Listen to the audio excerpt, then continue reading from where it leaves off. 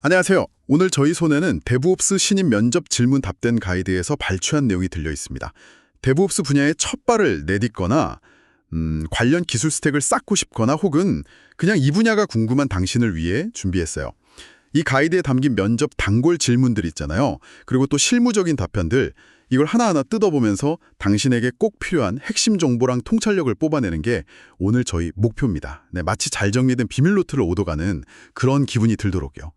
시작하기 전에 여기서 계속 나올 용어인데 CI/CD, 이거 잠깐 짚고 갈까요? 아, 네네, 좋죠. Continuous Integration, 그러니까 지속적 통합, 그리고 Continuous Delivery, Deployment, 지속적 제공 배포, 이거 약자인데 간단히 말하면 코드 변경 사항을 자동으로 빌드하고 테스트하고 또 안정적으로 배포하는 이 전체 과정을 자동화하는 거 맞죠? 네, 정확합니다. 그 자동화 흐름이죠. 자, 그럼 이 CI/CD 여정의 첫 단추부터 함께 풀어보죠. 네, 좋습니다. 이 가이드의 답변들이 흥미로운 점은 단순히 그냥 정답만 딱 나열하는 게 아니에요. 실제 부딪혔던 경험이나 앞으로 어떻게 공부할 건지 그런 학습 계획까지 녹여냈다는 점이거든요. 그래서 기술 선택의 왜 하는 이유랑 문제 해결 과정, 여기에 좀 초점을 맞춰서 살펴보면 당신에게 더 큰 도움이 될 겁니다. 첫 번째 질문, GitHub Actions 마켓플레이스부터 시작해 볼까요? 네, GitHub Actions 마켓플레이스. 가이드 설명을 보니까 개발자들이 미리 만들어 놓은 액션이라는 코드 조각들을 서로 공유하고 가져다 쓸 수 있는 그런 장터 같은 곳이라고 하던데요. 이게 실무에서는 구체적으로 어떤 의미가 있는 걸까요? 정확해요. 핵심은 재사용 가능한 자동화 단위, 그러니까 액션이죠. 이걸 모아놓은 중앙 저장소, 그게 바로 마켓플레이스라는 겁니다. 가이드의 답변 예시를 한번 보면요.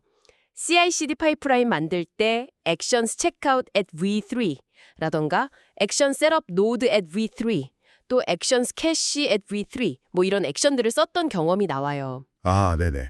그 이름들 많이 봤어요. 그쵸.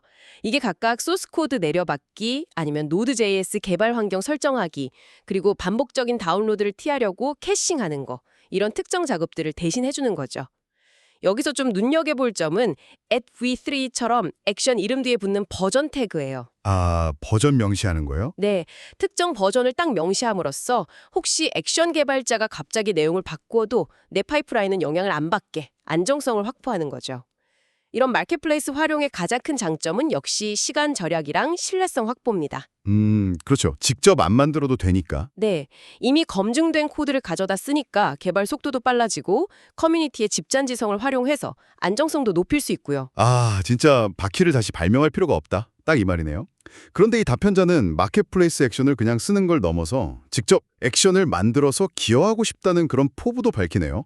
도커나 자바스크립트 기반 액션 제작 경험은 아직 부족하지만 이걸 학습 목표로 삼고 있다는 점이 좀 인상 깊었어요. 그렇죠. 단순히 그냥 소비자에 머무는 게 아니라 이 생태계에 직접 기여하려는 그런 자세를 보여주는 부분이죠. 여기서 얻을 수 있는 통찰은 이런 도구들을 단순히 사용하는 걸 넘어서 그 기반 기술 있잖아요. 도커라든가 자바스크립트 같은 거. 이걸 이해하고 직접 기여까지 할 수 있다면 훨씬 더 깊이 있는 엔지니어로 성장할 수 있다는 점입니다. 오. 당신도 만약에 자주 쓰는 기능인데 마땅한 액션이 없다? 그러면 직접 만들어서 오픈소스에 기여해보는 경험? 이거 한번 고려해볼 수 있겠네요. 네, 좋은 자극이 되는데요. 자, 그럼 이렇게 액션을 활용해서 자동화 흐름을 만들려면 그 흐름을 어딘가에 적어둬야 할 텐데요. 여기서 진짜 자주 등장하는 게 바로 다음 주제, 야멜입니다. CI/CD 설정 파일에서 정말 압도적으로 많이 쓰이던데 혹시 뭐 특별한 이유가 있을까요? 이름부터가 야멜 에인트 마크업 랭귀지라니 뭔가 좀 범상치 않아요? 하하, 네. 야멜이 CI/CD 설정 파일에 거의 뭐 표준처럼 자리 잡은 가장 큰 이유는 단연 가독성이에요. 가독성? 네. 사람이 읽고 이해하기 쉽게 설계됐거든요. 복잡한 자동화 파이프라인은 그 구조를 명확히 파악하는 것 자체가 중요하잖아요. 소스에 나온 예시를 한번 같이 보시죠.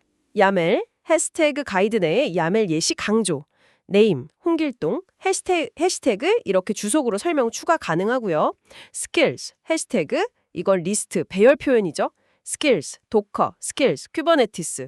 해시태그 들여쓰기로 계층 구조를 표현합니다. 타임아웃 300. 이렇게 보시다시피 들여쓰기로 데이터의 포함 관계를 명확하게 보여주고 또 샵 기호를 써서 필요한 곳에 설명을 덧붙일 수도 있고요. JSON이랑 비교하면 그 차이가 더 확 와닿을 텐데요. 같은 구조라도 뭐 중괄호, 열고, 닫고, 쉼표 이런 거 없이 훨씬 깔끔하게 표현되죠. 아, 그러네요. 확실히. 네, GitHub 액션스 워크플로우나 다커 컴포즈 파일처럼 여러 단계랑 설정을 정의해야 할 때 이런 가독성은 오류를 줄이고 또 유지 보수를 쉽게 만드는 실질적인 이점으로 작용합니다. 확실히 JSON보다 눈으로 구조 파악하기가 훨씬 쉽네요. 하지만 가이드에서는 야멜의 이런 편리함 뒤에 숨은 함정들, 그런 것도 지적하고 있어요. 특히 들여쓰기. 아, 네, 그거 중요하죠. 탭 대신 스페이스를 써야 한다는 그 규칙 때문에 파싱 에러를 겪었다는 경험담이 나오는데 저도 비슷한 경험이 있어서 완전 공감이 가더라고요. 또 뭐 특수 문자가 들어간 문자열 처리, true, false, yes, no, on, off 이런 다양한 불림값 표현 방식의 일관성 유지, 이것도 주의해야 할 부분으로 꼽고요. 맞습니다. 가독성을 얻은 대신에 문법 규칙이 다소 좀 엄격한 편이죠. 특히 그 들여쓰기 오류는 야멜 처음 접할 때 누구나 한 번쯤 겪는 통과 이래 같아요. 그렇죠. 통과해야 돼. 네, 하지만 이런 규칙들에 좀 익숙해지면 복잡한 설정을 명료하게 관리하는데 이만한 도구가 또 없습니다. JSON이 주로 기계 간 데이터 교환에 더 적합하다면 야멜은 사람이 직접 작성하고 수정하는 그런 설정 파일에 더 강점이 있는 셈이죠. 가이드에서도 JSON, XML과의 장단점을 비교한 표를 제시하면서 이런 점을 부각하고 있고요. 그렇군요. 결국 뭐 도구의 특성을 잘 이해하고 상황에 맞게 쓰는 게 중요하겠네요. 이 답변자는 쿠버네티스 환경에서 더 복잡한 예멜 템플릿이나 헬մ 차트 작성 능력을 키우고 싶다고 하는데 확실히 컨테이너 오케스트레이션 환경에서는 예멜 숙련도가 중요 역량이 될 것 같아요. 네, 맞습니다. 당신은 예멜을 다뤘는데 얼마나 자신 있으신가요? 이번 기회에 관련 문서를 한 번 더 살펴보는 것도 좋겠습니다. 자, 그럼 이제 좀 더 실제 상황으로 들어가 보죠. 공들여 만든 CI/CD 파이프라인이 어느 날 갑자기 실패 알림을 보내왔어요. 이때 어떻게 문제의 원인을 찾고 해결해야 할까요? 개발자라면 누구나 겪게 되는 이 상황, 가이드에서는 체계적인 접근을 강조합니다. 네, 가장 중요한 건 당황하지 않고 체계적인 단계를 밟는 거예요. 첫걸음은 무조건 로그 분석입니다. 로그 분석? 네, 실패 지점과 원인에 대한 가장 직접적인 단서가 바로 로그에 담겨 있으니까요.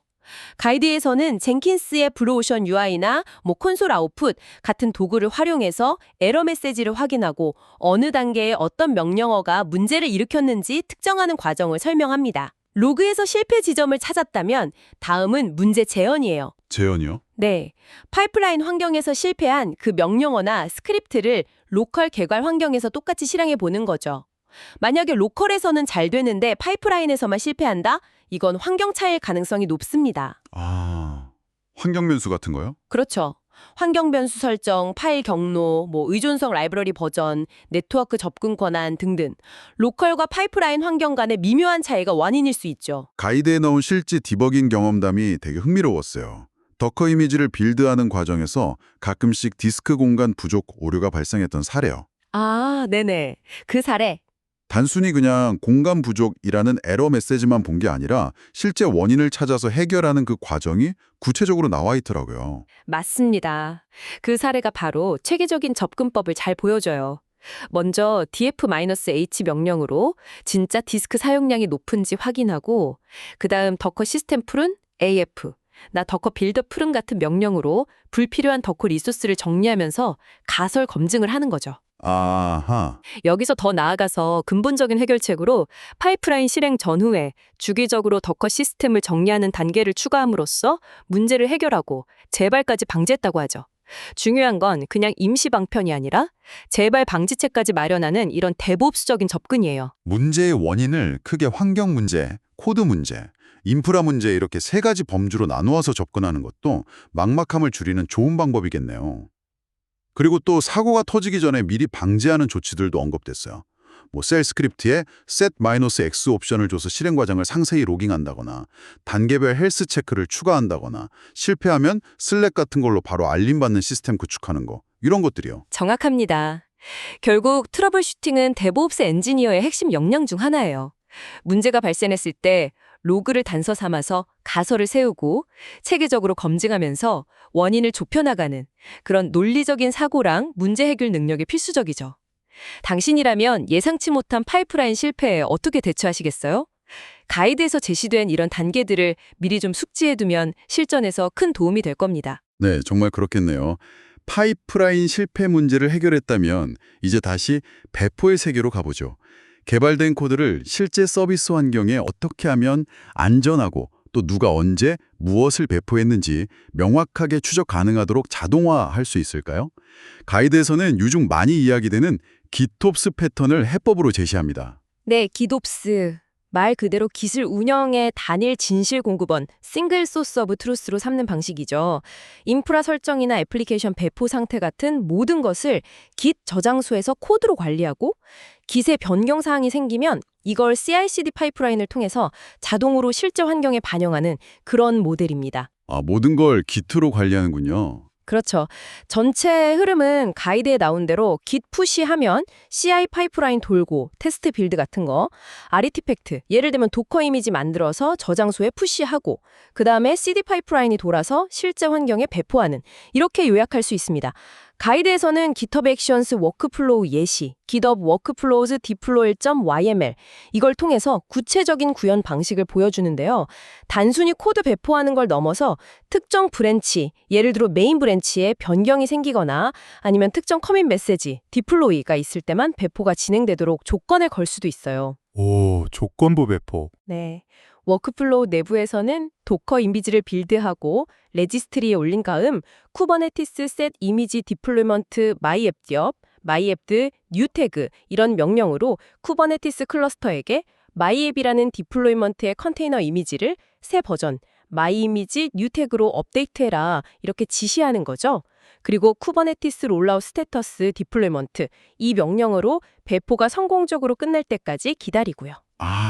쿠버네티스랑 디플로이먼트, 쿠버네티스에서 쓰는 용어들이군요. 네, 맞아요. 쿠버네티스는 쿠버네티스 클러스터를 제어하는 커맨드 라인 도구고 디플로이먼트는 애플리케이션의 원하는 상태를 정의하는 쿠버네티스 객체입니다. 이렇게 명령 하나로 애플리케이션 업데이트를 관리할 수 있다는 점이 아주 강력하죠. 와, 기술 중심으로 모든 변경사항을 관리하니까 누가 언제 뭘 바꿨는지 추적하기도 쉽고 문제 생겼을 때 이전 상태로 되돌리기도 훨씬 수월하겠네요. 그리고 환경별로 개발, 스테이징, 프로덕션 이렇게 배포 전력을 다르게 가져가는 것도 중요해 보여요. 개발 환경은 피드백 빨리 받으려고 매 커밋마다 자동 배포하고 스테이징은 통합 테스트 후에 배포하고 프로덕션은 좀 신중하게 태그 기반 배포나 수동 승인을 거치는 식으로요. 이 답변자는 개인 프로젝트에서 헤로쿠 자동 배포 썼던 경험도 덧붙였네요. 네, 그리고 자동화된 배포일수록 안전장치가 정말 중요해요. 가이드에서도 배포 직전에 애플리케이션 헬스 체크, 컬 같은 걸로 서비스가 정상인지 확인하거나 만약 배포 후에 문제가 감지되면 쿠버네티스 롤아웃 언두 디플로이먼트 마이 앱 같은 명령으로 즉시 이전 버전으로 롤백할 수 있는 메커니즘 이런 걸 마련하는 걸 강조합니다. 네, 롤백 기능 필수죠. 그렇죠. 더 나아가면 블루그린 배포, 신구 버전을 동시에 띄워두고 트래픽 전환하는 거, 카나리 배포, 일부 사용자에게만 신버전 노출, 아니면 피처 플래그, 코드 배포랑 기능 활성화를 분리하는 거 같은 좀 더 고급 전략들도 고려해 볼 수 있겠죠. 답변자가 대규모 운영 경험은 부족하다고 솔직하게 인정하면서도 GitOps의 기본 원리를 잘 이해하고 있고 실무에서 더 복잡한 시나리오를 배우고 싶다는 의지를 보여주는 점이 참 인상적이었습니다. 그렇죠. 여기서 중요한 통찰은 배포 자동화는 단순히 편리함을 넘어서 안정성과 신뢰성을 확보하는 방향으로 진화해야 한다는 거예요. 자동화는 강적하지만 그만큼 철저한 검증과 안전장치가 뒷받침되어야 합니다. 당신의 환경에서는 어떤 배포 전략과 안전장치가 가장 적합할지 고민해보는 것이 좋겠습니다. 자, 이제 이 여정의 마지막 단계입니다. 이 모든 CI/CD 과정을 뒷받침하는 도구를 선택하는 문제인데요. 오랫동안 이 분야의 강자였던 젠킨스. 하지만 요즘 GitHub Actions, GitLab CI 같은 강력한 경쟁자들이 많이 등장했죠. 가이드에서는 젠킨스와 다른 도구들을 비교하면서 장단점을 분석합니다. 네, 이 부분은 각 도구를 직접 써본 경험을 바탕으로 비교하고 있어서 되게 현실감이 있어요. 젠킨스의 가장 큰 무기는 역시 방대한 플러그인 생태계입니다. 아, 플러그인. 그렇죠. 네. 제 가이드의 젠킨스 파일 예시처럼 코드 정적 분석 도구인 소나큐브 연동이라던가 빌드 결과 슬랙 알림이라던가 뭐 생각할 수 있는 거의 모든 기능을 플러그인을 통해서 구현할 수 있어요. 레거시 시스템이나 좀 특수한 환경과의 통합이 필요할 때 이 유연성은 정말 강력한 장점이 됩니다. 또 다른 강점은 온프레미스 환경에서의 완벽한 통제권이에요. 아, 직접 설치해서 쓰는 거요. 네, 자체 서버에 직접 설치하기 때문에 보안이 아주 중요하거나 클라우드 사용이 좀 제한적인 환경 있잖아요. 예를 들면 금융권이나 공공기관 같은 곳. 여기서는 여전히 젠킨스가 매력적인 선택지입니다. 모든 데이터와 프로세스를 내부망 안에서 관리할 수 있으니까요. 하지만 빛이 있으면 그림자도 있는 법이죠. 단점으로는 설치와 운영의 복잡성이 꾸준히 지적됩니다. 가이드의 답전자도 학교 서버에 젠킨스 설치하면서 플러그인 의존성 충돌이라던가 자바 버전 호환성 문제, 심지어 젠킨스가 사용하는 메모리 설정, JVOPTS, 그 자바 가상머신 메모리 지정하는 환경 변수 맞죠? 까지 직접 튜닝해야 했던 경험을 공유하더라고요. 네, 맞아요. 그거 설정해줘야죠. 초기 구축이란 지속적인 관리에 상당한 노력이 필요하다는 거죠. 그리고 솔직히 UI, UX도 최신 도구들에 비하면 좀 아쉽다는 의견도 많고요. 정확합니다. 그래서 최신 도구들과의 비교가 중요해지는 거예요. 가이드에서는 다음과 같이 좀 요약하고 있습니다. 젠킨스, 가장 성숙하고 유연하고 플러그인 생태계가 막강하지만 설치 운용 부담이 크고 온프레미스 환경에 더 적합하다. GitHub 액션스, 설정이 아주 간편하고 GitHub와 완벽하게 통합된다. 클라우드 네이티브 방식이고 퍼블릭 레포는 무료 사용도 가능하다. 빠른 개발 배포에 유리하다. 오, GitHub 액션스 요즘 많이 쓰죠. GitLab CI, GitLab 플랫폼에 내장되어 있어서 별도 설치 없이 쓸 수 있다. GitLab 생태계 내에서의 통합성이 뛰어나다. 내장 컨테이너 레지스터리 같은 부가 기능도 장점이다. 여기서 핵심은 어떤 도구가 최고냐, 이게 아니라 우리 상황에 어떤 도구가 최적이냐, 이 질문이에요. 아, 상황에 맞는 선택. 그렇죠. 복잡한 맞춤 설정이나 강력한 온프레미스 통제가 필요하다면 젠킨스, GitHub 중심의 개발 워크플로우와 클라우드 네이티브 환경을 선호한다면 GitHub 액션스, 길랩을 메인 플랫폼으로 쓴다면 길랩 CI를 우선 고려해 볼 수 있겠죠. 물론 서클 CI, 트래비스 CI, AWS 코드 파이프라인, 어지얼 데브옵스 같은 다른 훌륭한 도구들도 많고요. 답변자 역시 젠킨스의 고급 기능, 예를 들어 쉐어드 라이브러리나 플러그인 개발 같은 경험은 부족하다는 걸 인정하면서 특정 도구의 얼매이기보다는 조직의 상황과 요구사항에 맞춰서 유연하게 도구를 선택하고 활용하는 능력을 키우겠다는 다짐으로 마무리합니다. 네, 아주 중요한 포인트입니다. 도구는 계속 변하고 발전하잖아요. 특정 도구의 깊이 있는 지식도 중요하지만 더 넓은 시야에서 다양한 도구의 장단점을 이해하고 문제 해결을 위해서 최적의 기술 조합을 찾아 적용할 수 있는 기술적 유연성. 이게 바로 데브옵스 인지니어에게 요구되는 핵심 역량 중 하나라고 생각합니다. 당신의 조직이나 프로젝트에는 현재 어떤 CI/CD 도구를 사용하고 있나요? 그 이유는 뭐고 혹시 더 나은 대안은 없을지 한번 비판적으로 검토해보는 것도 의미 있는 활동이 될 겁니다. 자, 오늘 데브옵스 신입 민접 질문 답변 가이드를 통해 데브옵스 엔지니어의 여정을 함께 따라가 봤습니다. 오픈소스 액션을 활용하는 GitHub 액션스 마켓플레이스에서 시작해서 자동화 파이프라인을 정의하는 야물, 또 피할 수 없는 오류 상황에 대처하는 디버깅 방법론, 기술 중심으로 안전하게 배포하는 GitOps 전략, 그리고 마지막으로 이 모든 것을 가능하게 하는 CI/CD 도구들의 특성 비교까지. 와, 정말 알찬 내용이었네요. 네, 정말 여러 가지를 다뤘죠. 가이드 답변들 전체를 이렇게 쭉 관통하는 하나의 태도가 느껴졌는데요. 단순히 지식을 나열하는 게 아니라 왜 이 기술을 쓰는지 고민하고 실제 경험과 연결하고 또 자신의 부족한 점을 인정하면서 성장 계획을 밝히는 그런 솔직하고 적극적인 자세였습니다. 맞습니다. 오늘 우리가 나눈 이야기들은 단순히 어떻게 도구를 사용하는가를 넘어서는 것 같아요. 기술 이면의 원리를 이해하고 문제가 발생했을 때 좌절하기보다 그 해결 과정을 즐기면서 현재에 안주하지 않고 끊임없이 더 나은 방법을 모색하는 자세. 이것이 바로 데브옵스적인 사고방식 아닐까요? 어쩌면 특정 도구의 전문가가 되는 것보다 이런 사고방식을 내 몸에 익히는 것이 장기적으로 더 중요할지도 모릅니다. 오, 대부업수적인 사고방식. 좋은 말이네요. 오늘 탐구한 내용 중에서 당신의 호기심을 가장 강하게 자극한 부분은 어디였나요? 나라면 이 상황에서 어떻게 했을까? 혹은 이 기술을 더 깊이 알려면 무엇부터 시작해야 할까? 와 같은 질문을 스스로에게 던져보는 것? 그것이 바로 성장을 위한 가장 좋은 첫걸음이 될 겁니다. 저희와 함께 이 깊이 있는 탐구를 함께 해주셔서 감사합니다.